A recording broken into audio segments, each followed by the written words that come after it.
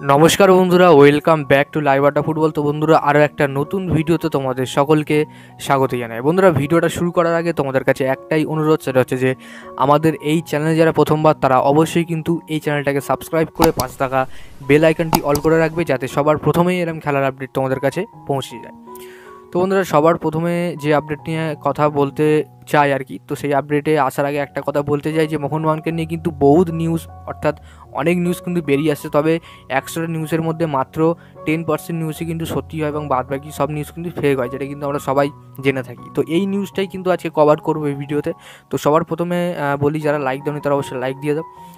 তো দেখো বন্ধুরা, সবথেকে বড় যে একটা খবর ভেসে আসছে সেটা হচ্ছে যে মোহনবাগানকে নিয়ে। তো মোহনবাগানকে সবাই কিন্তু এখন টাকার রাজা ভাবছে। কেন ভাবছে? যে খবরটা বেরিয়ে আসে সেটা হচ্ছে যে দেখো, আর্সেনালে খেলা প্লেয়ার কিন্তু মোহনবাগান নিতে চায়।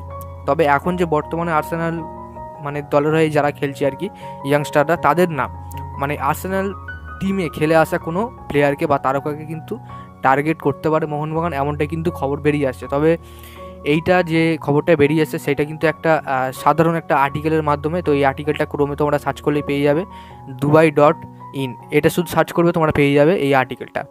তো দেখো বন্ধুরা, সবার প্রথমে আসি যে এই প্লেয়ারটা মানে কে। এই প্লেয়ারটার নাম কিন্তু এখনও জানা যায়নি, তবে শোনা যাচ্ছে মোহনবাগান আর্সেনালে খেলা এই প্লেয়ারকে টার্গেট করেছে। তো এই প্লেয়ারের বর্তমান যে মানে মার্কেট ভ্যালু জানা যাচ্ছে সেটা হচ্ছে 5 থেকে 6 কোটি টাকা হতে পারে, সম্ভবত 5 থেকে 6 কোটি টাকা হতে পারে। তবে আমার মনে হয় না মোহনবাগান আর কোনো প্লেয়ারের উপর টার্গেট করবে। হ্যাঁ, তবে করতে পারে। মোহনবাগানের নতুন ইনভেস্টার আসতে যাচ্ছে, মানে ইনভেস্টার পরে আরও এক নতুন ইনভেস্টার আসতে পারে। তবে সেই ইনভেস্টারটা আমাদের ইন্ডিয়ারই ইনভেস্টার হবে, কোনো বাইরের ইনভেস্টার হবে না।